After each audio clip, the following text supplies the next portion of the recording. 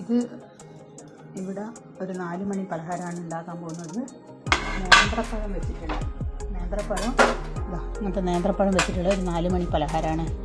അതിന് അവിൽ, കുറച്ച് തേങ്ങ, കുറച്ച് അവിൽ, 1 ടീസ്പൂണ് ഏലക്കായ പൊടിച്ചത്, ഒരു 4 ടീസ്പൂൺ പഞ്ചസാരയും കൂടി കൂട്ടി ഇങ്ങനെ കുഴച്ച് വെക്കുക. എന്നിട്ട് പഴം ഇങ്ങനെ കീറുക. ഒരു ഭാഗം മാത്രം വിട്ടു പോകാൻ പാടില്ല. പഴം വിട്ടു പോകാൻ പാടില്ല. വിട്ടു പോകാണ്ട് ഇങ്ങനെ കീറുക. എങ്ങനെ വിട്ടുപോയത് ഒരു ഭാഗം ഇങ്ങനെ കീറിയിട്ട് അതിൽ ഈ തീന് ഇതങ്ങനെ നിറച്ച് കൊടുക്കുക. ഫുള്ളായിട്ട് ആ കീറിയ ഭാഗത്ത് ഒരു ഭാഗമേ കീറാൻ പാടുള്ളൂ, മറ്റേ ഭാഗം വിട്ടുപോകാണ്ട് ഇങ്ങനെ നിറച്ച് കൊടുക്കുക.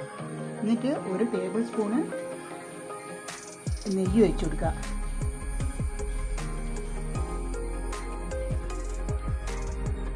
എന്നിട്ട് പഴം ഈ ഇതിലേക്ക് ഇങ്ങനെ കൊടുക്കുക. എന്നിട്ട് ഈ റോസ്റ്റ് ചെയ്യുക. തിരിച്ചും മറച്ച് കൊടുത്തിട്ട് പഴം റോസ്റ്റ് ചെയ്തെടുക്കുക.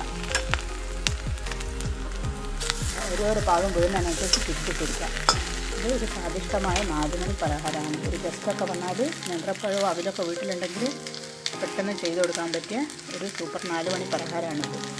ഇത് പഴം ഇങ്ങനെ ഓരോ ഭാഗവും തിരിച്ച് ഇങ്ങനെ വേവുന്നവരെ തിരിച്ച് മറച്ചും ഇങ്ങനെ ഇട്ട് കൊടുത്തിട്ട് ഈ നെയ്യില്ലെങ്കിൽ വെളിച്ചെണ്ണയിലും ചെയ്തെടുക്കാം. നെയ്യാണ് ഏറ്റവും ടേസ്റ്റ്. നെയ്യിലാണ്. നെയ്യുണ്ടെങ്കിൽ നെയ്യ് ചെയ്യുക, അല്ലെങ്കിൽ വെളിച്ചെണ്ണ ചെയ്യുക. ഒരു സ്വാദിഷ്ടമായ 4 മണി പലഹാരമാണിത്. സൂപ്പർ പലഹാരം. പെട്ടെന്ന് ഈസി കഴിയുകയും ചെയ്യും.